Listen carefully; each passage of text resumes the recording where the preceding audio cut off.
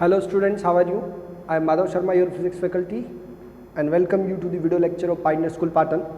और आज हम लोग फिज़िक्स के 5th लेसन की शुरुआत करने वाले हैं और इस लेसन का इंट्रोडक्टरी पार्ट स्टार्ट करेंगे हम लोग, जिस लेसन का नाम है लॉज ऑफ मोशन। ओके, और आज इसका हमारा फर्स्ट लेक्चर है। इस लेसन का अगर हमको सबसे फर्स्ट टॉपिक देखना है तो लॉज ऑफ मोशन में हमें सबसे फर्स्ट टॉपिक पढ़ना होता है फोर्स। ओके, तो जैसा कि आप लोगों ने 9th क्लास में ऑलरेडी पढ़ा है कि फोर्स क्या होता है, पहले हम लोग इसका एक जनरल आइडिया क्रिएट करेंगे, कुछ थ्योरेटिकल लेक्चर्स रहेंगे फर्स्ट और सेकंड, उसके बाद हम लोग कंपटीशन की तरफ भी चलेंगे। कि फोर्स को अगर नॉर्मली डिफाइन करना है तो पुश और pull is known as force. ठीक है, किसी भी बॉडी पर अगर उस बॉडी को खींचते हैं या धक्का लगाते हैं, पुश और pull is known as force. Okay, now ये तो उसकी सिंपल डेफिनेशन है। ओके, और न्यूटन्स की थर्ड लॉ से इसको फिर से हम लोग डिफाइन करेंगे। फोर्स में भी define as an agency, push और पुल विच चेंजेस और tends to change the state of rest और स्टेट ऑफ मोशन और डायरेक्शन ऑफ मोशन। ठीक है,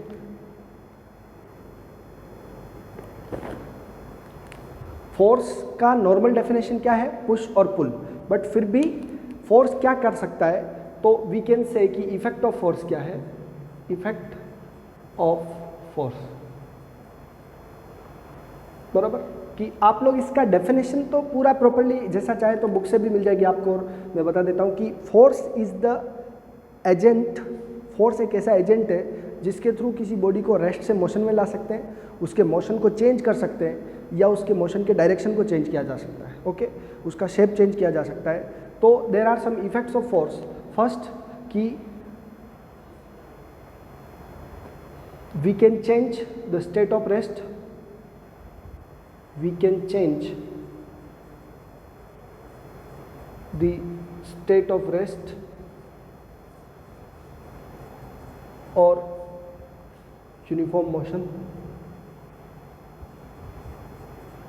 यानी कि फोर्स से कोई बॉडी अगर रेस्ट में है तो वो चेंज हो सकती है उसकी स्टेट, या मोशन में है तो उसका मोशन या तो बढ़ सकता है या कम हो सकता है। Okay, force can change the shape. Force क्या कर सकता है? Change the shape. लाइक अगर हम किसी जैसे आटा गूंथते हैं तो उसमें क्या लगाते हैं? हम फोर्स लगाते हैं और उससे उसका क्या चेंज होता है? शेप चेंज होता है। तो फोर्स किसी भी बॉडी का क्या कर सकता है? शेप चेंज कर सकता है। फोर्स किसी बॉडी का स्पीड चेंज कर सकता है। फोर्स किसी का नेक्स्ट है डायरेक्शन चेंज कर सकता है। Force can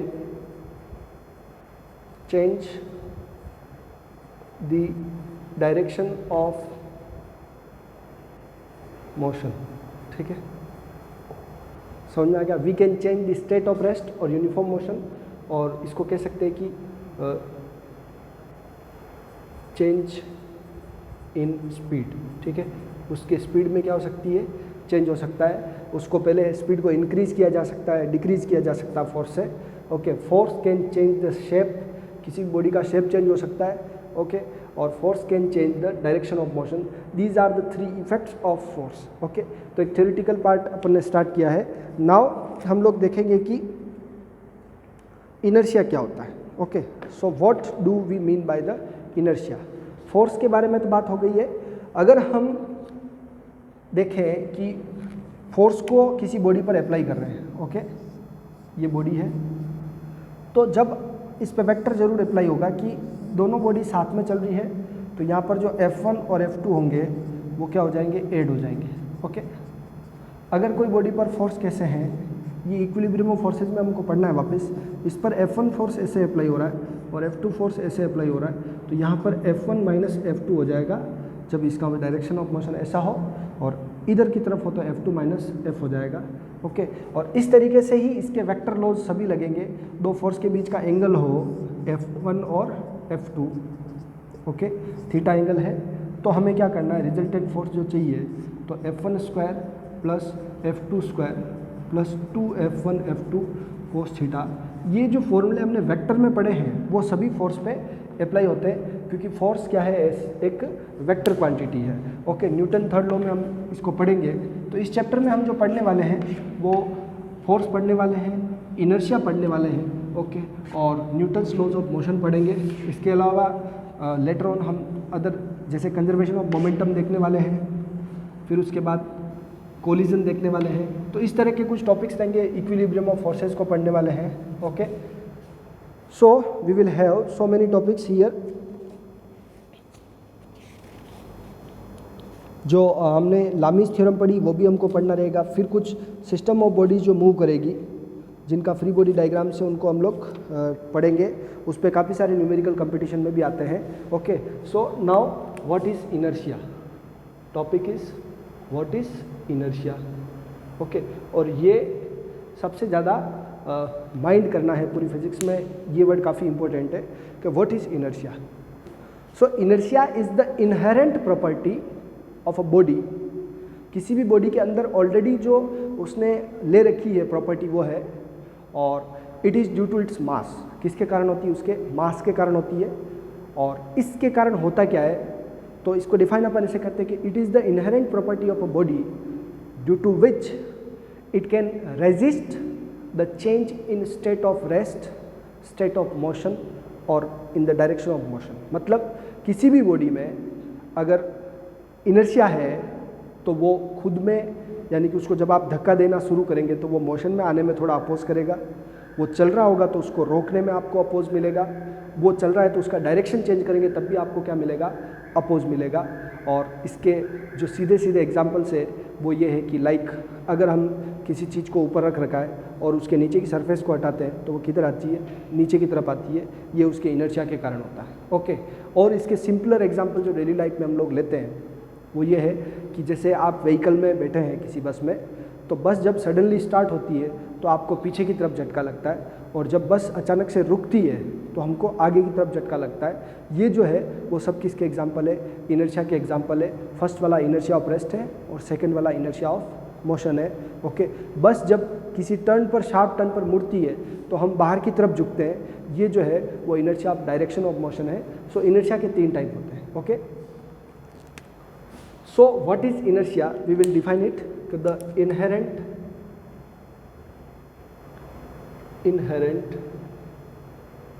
property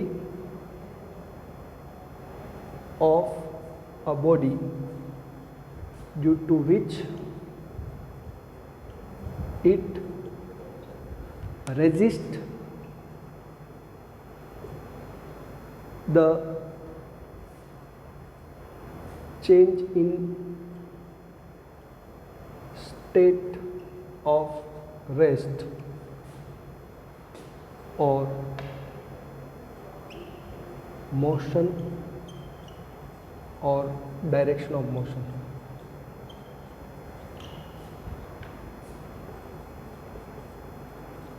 Okay, the inherent property of a body due to which it resists और अपोज, रेजिस्ट की जगह क्या वर्ड यूज कर सकते हैं? Oppose. It opposes the change in state of rest और मोशन और direction of motion, okay.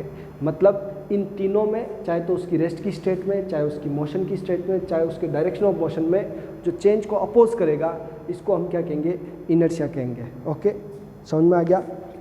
So what is inertia? Inertia is the property of a body which may enable it to continue in state of rest, state of motion or state of direction of motion, okay. So अगर हम इसके types देखें तो inertia of a body is 3 types. inertia of body कितने type का होगा? 3 types का. So types of inertia. Okay, due to what factor the inertia is occurred in the body? तो मास के कारण होता है, ओके। सो फर्स्ट है inertia of rest. inertia of rest, okay. inertia of rest क्या है? जिसमें बॉडी रेस्ट में रहने का ट्राई करता है। सेकंड है inertia of motion, जिसमें बॉडी हमेशा मोशन में रहने की ट्राई करती है। और थर्ड है आपका inertia of direction of motion. ठीक है। इसके लिए एक सिंपलर एग्जांपल आपको छोटी क्लासेस में बताया होगा कि एक ग्लास है, उस पर एक कार्डबोर्ड रख दिया जाता है, ओके, और उसके ऊपर एक कॉइन रख देते हैं, 5 रुपीज़ का कॉइन रख दिया सपोज दैट। तो ऐसा एनसीईआरटी में डायग्राम भी है। तो उसके ऊपर अगर उस कार्डबोर्ड को हिट करेंगे सडनली तो कार्डबोर्ड आगे चला जाएगा और वो कॉइन वहीं रहेगा, तो वो किधर जाएगा, नीचे की तरफ। तो यानी कि कार्डबोर्ड मोशन में था बट कॉइन मोशन में नहीं था, तो उसने अपनी रेस्ट की स्टेट को कंटिन्यू किया। Okay, so these are some example. So the property of body due to which it opposes change in its state of rest is called inertia of rest. Okay, ऐसे आप अलग अलग सबकी definition लिख सकते हैं कि the property of a body due to which it opposes the change in its state of motion. इसमें आएगा मोशन, इसमें आएगा direction of motion. Okay, so ये डेफिनेशन है। एग्जाम्पल लिखते हैं इसके। सडन कुछ ऐसे एग्जाम्पल लिख लेते हैं जिससे आपको समझ में आ जाए। क फर्स्ट है क a passenger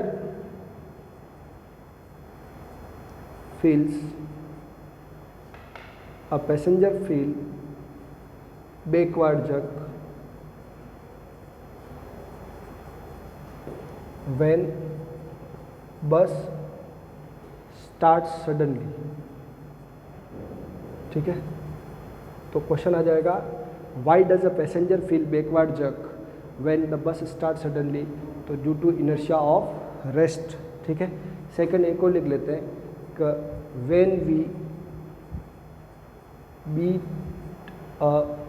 when we hit a mat, जब अपन किसी चटाई को क्या करते हैं, हिट करते हैं, the dust falls down. Dust किधर गिरती है, नीचे। तो आप इसको भी प्रैक्टिकली ऐसे सोचें कि जब कोई एक मैट आपके हाथ में है, उसको आप बीट करें किसी लकड़ी से, तो मैट किस में आ गई, मोशन में आ गई। जो डस्ट पार्टिकल थे वो रेस्ट में ही रह गए, तो वो किधर आ गए, नीचे की तरफ गिर गए। ऐसे आपको कुछ भी पूछा जा सकता है जिसमें इनर्शिया ऑफ रेस्ट उसका रीजन रहेगा। तो नेक्स्ट है the property of body. Definition आप खुद लिख लेंगे। The property of a body due to which it opposes the change in its state of motion is known as inertia of motion. Like अगर कोई body 30 की speed से चल रही है, ओके, तो अगर उसकी स्पीड को आपको इंक्रीज़ करना है या उसकी स्पीड को डिक्रीज़ करना है, तो उसमें एक अपोज रहेगा, वो अपोज आपका इनर्शिया ऑफ मोशन कहलाएगा। और इसके एग्जांपल क्या है, डेफिनेशन आप खुद से लिख लेंगे। क्या है, इसकी जगह स्टेट ऑफ रेस्ट की जगह लिखना है स्टेट ऑफ मोशन। ठीक है, example first, passenger feel forward jerk. अ passenger feel forward jerk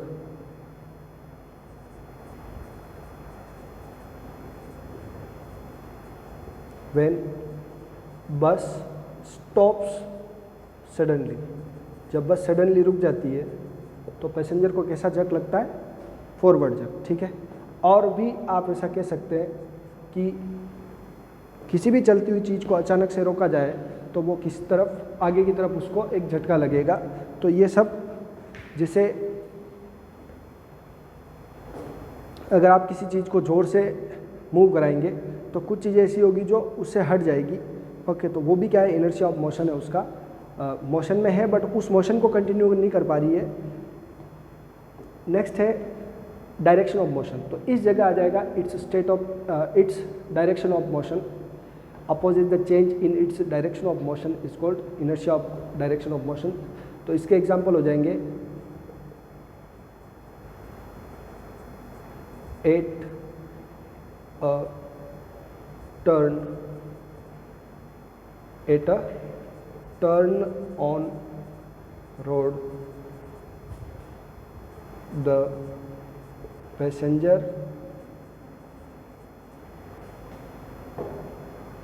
tilts outward। ठीक है, मतलब इसको आप ऐसे समझे कि जब भी कोई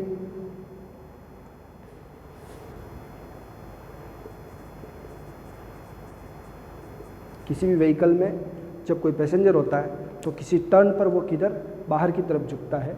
ओके, तो at a turn on road the passenger tilde, okay, passenger tilde यानी झुकना आउटवर्ड इन अ व्हीकल, ठीक है। सेकंड और भी कह सकते हैं कि लाइक जैसे सर्कुलर मोशन में बताया था आपको कि सर्कुलर मोशन में अगर जैसे एक टॉवेल है उसको गीला किया आपने और उसको ऐसे ऐसे घुमाएंगे तो पानी किधर जाएगा, बाहर की तरफ जाएगा। तो वो भी किस वजह से जा रहा है, इनर्शिया ऑफ मोशन की वजह से जा रहा है। ओके, टेंजेंशियली बाहर की तरफ जाता है। अगर कोई गाड़ी पे कोई सामान रखा हुआ है, ओके, और गाड़ी मुड़ रही है और सामान वो लूजली रखा हुआ है तो वो सामान भी किधर गिर जाएगा, नीचे की तरफ गिर जाएगा। तो ऐसे कोई भी एग्जांपल आप लिख सकते हैं कि when a vehicle takes a sharp turn, okay, when a vehicle takes sharp turn the luggage put on it falls, okay, outward at the path के outward गिर जाएगा। तो ये सभी क्या है, इनर्शिया के एग्जांपल है। ओके, ज़्यादा इसको आप टेंशन ना लेके याद करें। ओके, नॉर्मल टॉपिक है और उसको एग्जांपल के थ्रू याद रख सकते हैं आप। Okay, now we will start next topic. आप इसका एक स्क्रीनशॉट लेके एग्जांपल लर्न कर सकते हैं। और who discovered the inertia, inertia को डिस्कवर किसने किया, तो गैलीलियो ने इसको डिस्कवर किया था। और जो न्यूटन्स लॉ मोशन है उसमें फर्स्ट लॉ गैलीलियो का ही लॉ है और उसको लॉ ऑफ इनर्शिया भी कहा जाता है। ओके, तो अभी तो हमने किसको पढ़ा है, केवल इनर्शिया की डेफिनेशन को पढ़ा है। ओके, और हु डिस्कवर्ड दिस आप लिख लेंगे, Galileo discover the inertia. Law of inertia किसने दिया, गैलीलियो ने दिया।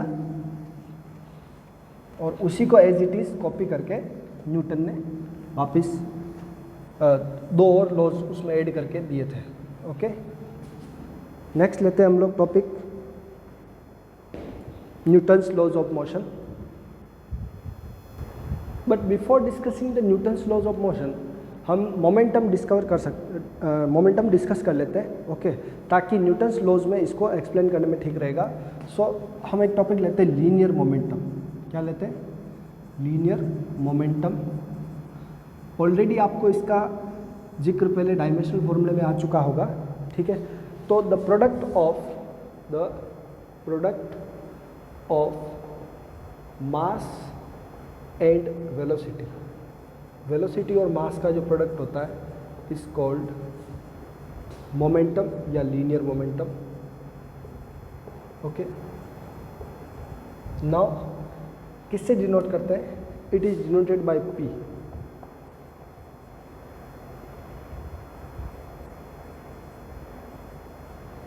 पी, ओके, और it is a vector quantity, it is a vector quantity.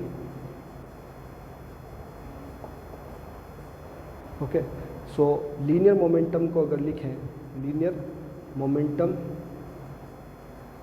क्या होगा, मास इनटू वेलोसिटी, ठीक है।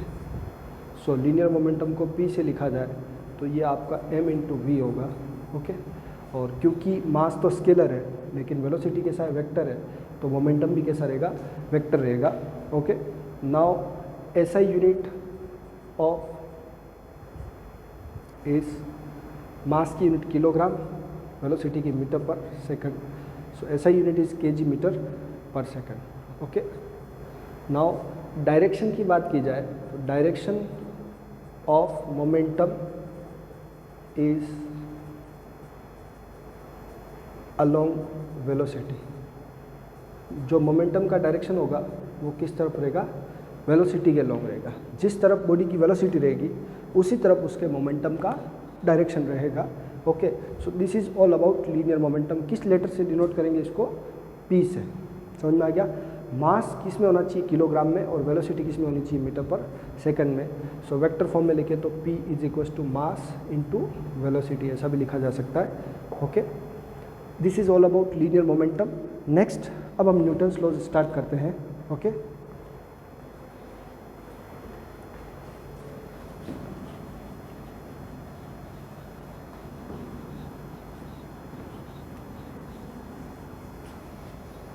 अभी शुरू के 1-2 लेक्चर थ्योरेटिकल ज़्यादा रहेंगे।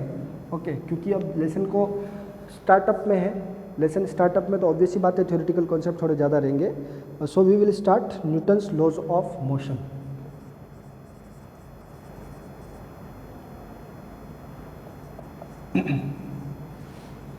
Newton's laws of motion. सुना होगा आप लोगों ने कि जब न्यूटन एक एप्पल के पेड़ के नीचे बैठा था तो एप्पल के पेड़ से एप्पल टूट के नीचे गिरा, तब जा कर के न्यूटन ने ये लॉज ऑफ मोशन डिस्कवर किए कि ये एप्पल नीचे ही क्यों आया. ओके, सो एप्पल जब नीचे आया तो ये तो उससे ग्रेविटी का डिस्कवरी हुआ. किसका हुआ? ग्रेविटी का. ये नीचे ही क्यों आया, ऊपर क्यों नहीं गया? तो इससे न्यूटन ने लॉ ऑफ ग्रेविटेशन दिया. ओके, तो इसी तरीके से उसने न्यूटन्स लॉज ऑफ मोशन भी दिए और उसने 3 लॉज दिए. ओके, ये सभी लॉज लीनियर मोशन के लिए एप्लीकेबल है हमारे पास अभी. First law, Newton's first law क्या है कि जब भी मतलब आप इसको फर्स्ट लॉ को इनर्शिया से रिलेट कर सकते हैं. लॉ ऑफ इनर्शिया का a body at rest always remain at rest, a body in motion always remain in motion unless an external force is applied on it. मतलब जब तक किसी बॉडी पर बाहर से कोई फोर्स न लगाए तब तक उसकी बॉडी की स्टेट में कोई चेंज नहीं आएगा. तो according to this law,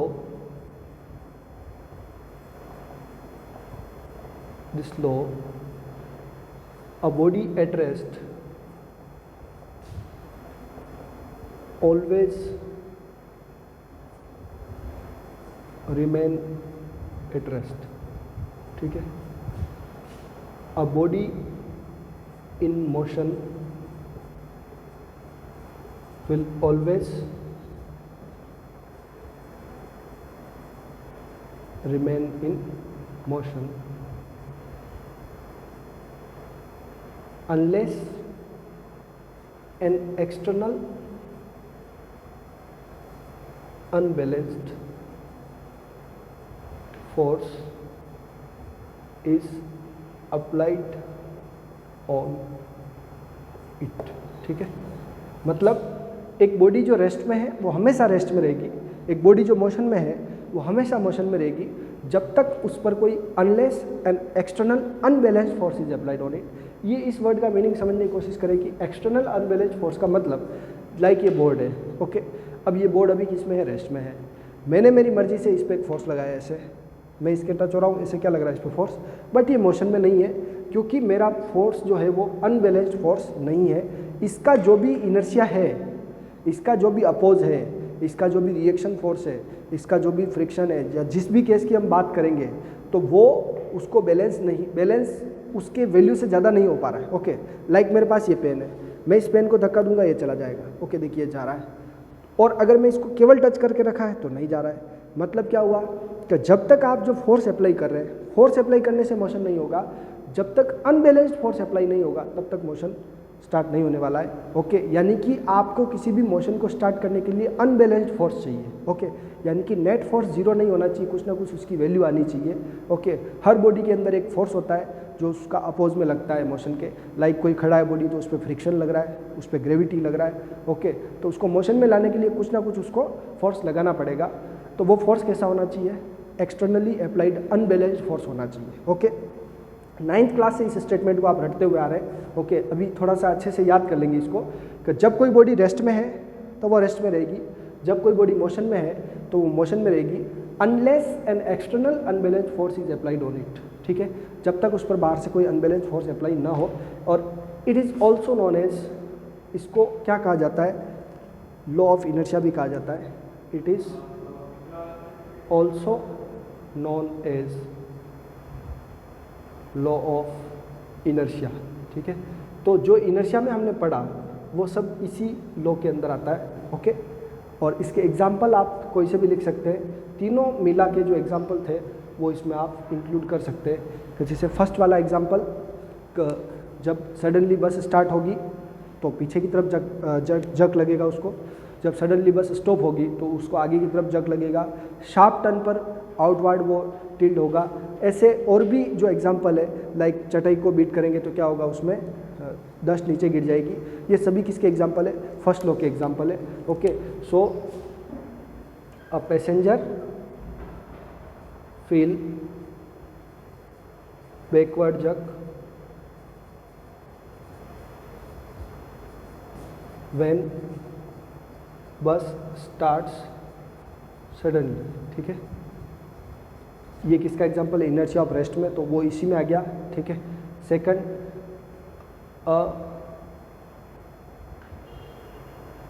when a vehicle stops we feel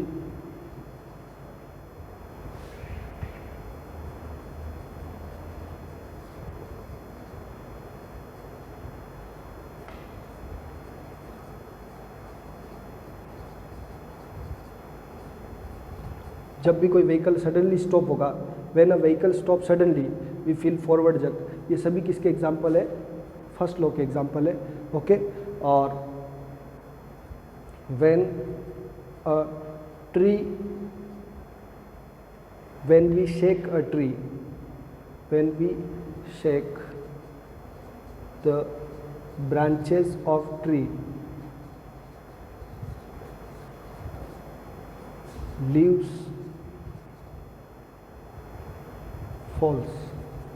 ठीक है, जब भी अपन किसी पेड़ की ब्रांचेस को शेक करेंगे तो उसके पत्ते नीचे गिर जाते हैं, तो वो इनर्शिया ऑफ रेस्ट के कारण गिरते हैं। ओके, पेड़ मोशन में है और पत्तियां रेस्ट में रह जाती है, अगर उनका अटैचमेंट है उससे थोड़ा सा ज़्यादा फोर्स लग गया तो वो नीचे गिर जाएगी। तो ये फर्स्ट लॉ ऑफ न्यूटन है।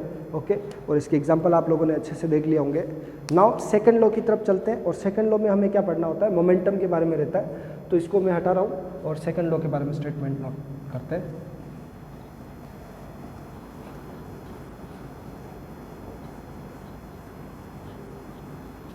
Newton second law of motion. तो सेकंड लॉ के बारे में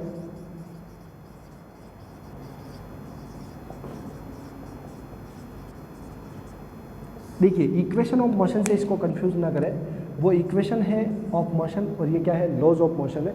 ओके, तो सेकंड लॉ ऑफ मोशन क्या है कि किसी भी बॉडी पर जो फोर्स अप्लाई होता है वो उसके मोमेंटम में रेट ऑफ चेंज ऑफ के डायरेक्टली प्रोपोर्शनल होता है। तो force according to this law, force applied on a body is directly proportional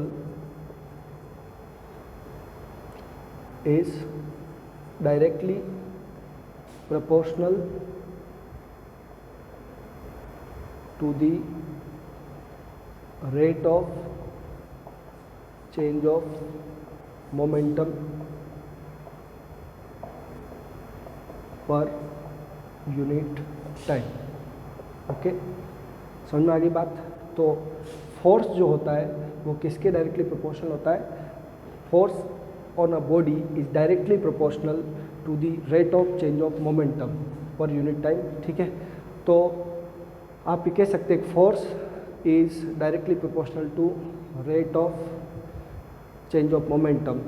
ठीक है,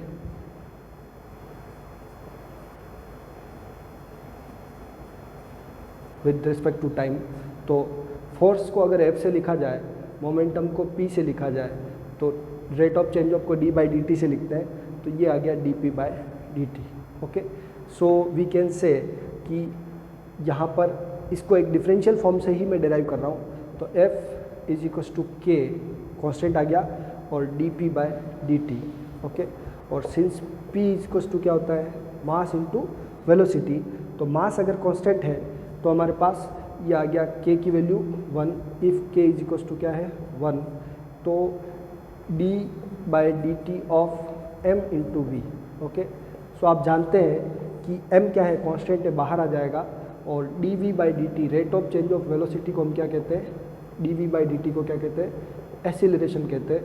तो ये हमारे पास आ गया f equals to M A. Okay, so force जो होता है वो किसके इक्वल होता है? मास इंटू एक्सीलरेशन के इक्वल होता है। This is the Newton second law.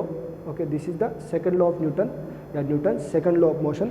Okay, so what we can say in another words, इसको हटा के इस वर्ड्स में भी कह सकते हैं कि the force applied on a body is the product of mass and acceleration. किसी भी बॉडी पर जो फोर्स अप्लाई होता है वो मास और एक्सेलरेशन के प्रोडक्ट के इक्वल होता है। Okay, SI unit of force जो होगा, एसआई यूनिट ऑफ फोर्स वो क्या रहेगा, न्यूटन। ठीक है, और न्यूटन को अगर देखना है आपको तो यहाँ से मास का यूनिट क्या है, किलोग्राम, और एक्सेलरेशन का क्या है, मीटर पर सेकंड स्क्वायर। तो 1 Newton is equal to 1 kilogram into 1 metre per second square. Define कर सकते हैं आप लोग चाहे तो यहाँ से कि व्हाट इज़ 1 न्यूटन। तो अगर किसी बॉडी पर कोई फोर्स लगाने पर, 1 किलोग्राम की बॉडी पर फोर्स लगाने पर उसमें 1 मीटर पर सेकंड स्क्वायर का एक्सेलरेशन आ जाता है तो उसका फोर्स क्या कहलाता है, 1 न्यूटन कहलाता है। सो कभी कभार ऐसा क्वेश्चन आ जाता है कि व्हाट इज़ 1 न्यूटन। तो 1 किलोग्राम की बॉडी पर कोई फोर्स लगाने पर अगर उसका acceleration 1 metre per second square होता है तो उसका फोर्स क्या कहलाता है, 1 न्यूटन कहलाता है। फोर्स कैसी क्वांटिटी है, force is a vector quantity. कैसी क्वांटिटी है, वेक्टर क्वांटिटी है। ओके, ये आप एक स्क्रीनशॉट ले सकते हैं सेकंड लॉ ऑफ मोशन का। मैं इसको कुछ अदर वर्ड में भी वापस डिराइव करवा रहा हूँ। ठीक है, कि if the body has initial velocity u, ठीक है, if a body of mass m, एक बॉडी का मास कितना है m, has initial velocity u and final velocity becomes v in t time. ठीक है, t टाइम में उसकी ये स्टेटमेंट आप लोग देख रहे हैं। तो सिंस फोर्स जो होता है वो क्या होता है, change in momentum by time. Change in momentum, rate of change of momentum होता है ना, तो उसको टाइम लिख दिया मैंने नीचे।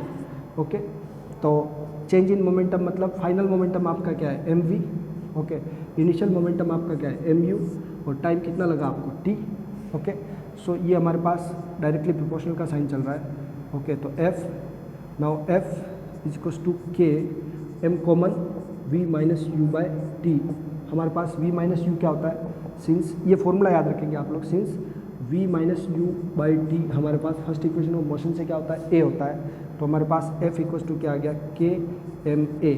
अगर इफ़ k इक्वल टू क्या रखें, पुट k इक्वल टू क्या रखें, 1, तो हमारे पास f इक्वल टू क्या आ गया, a में आ गया। ये आपने 9th क्लास में इस तरह से पढ़ रखा होगा।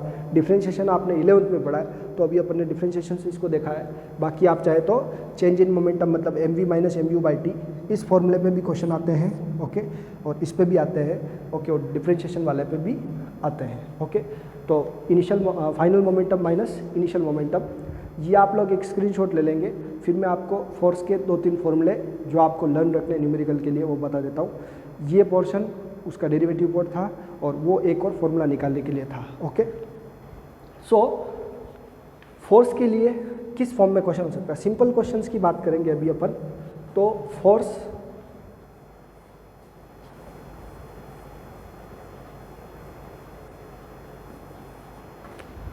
फोर्स के लिए क्या कहना हमको, force final momentum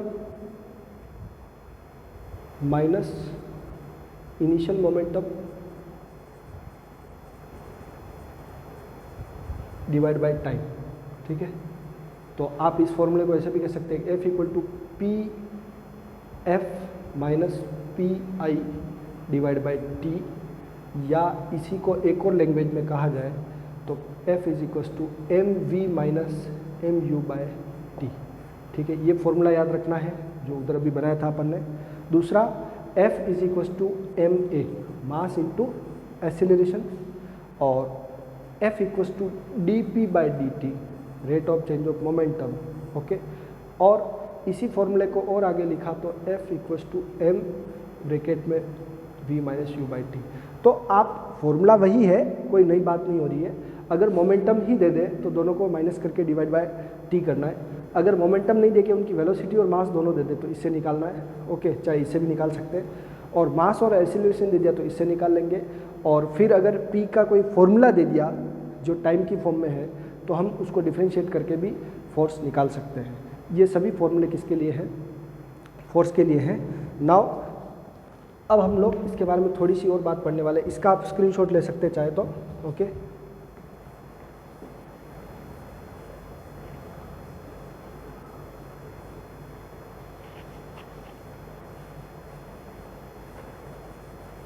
what is CGS unit of force. ठीक है, सो अगर इसके बाद और बात की जाए तो SI यूनिट ऑफ फोर्स तो क्या है, SI unit of force is Newton.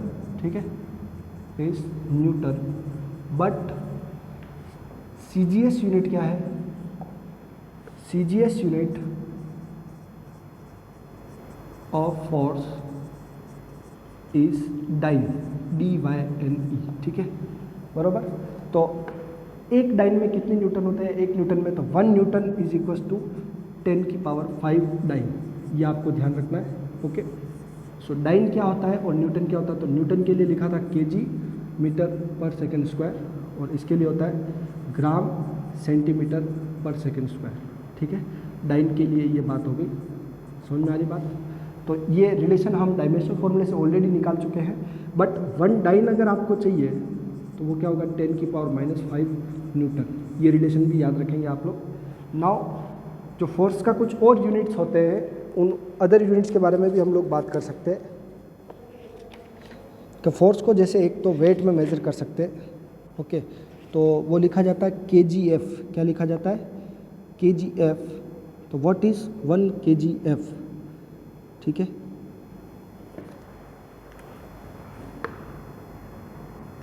force is also measured in kgf।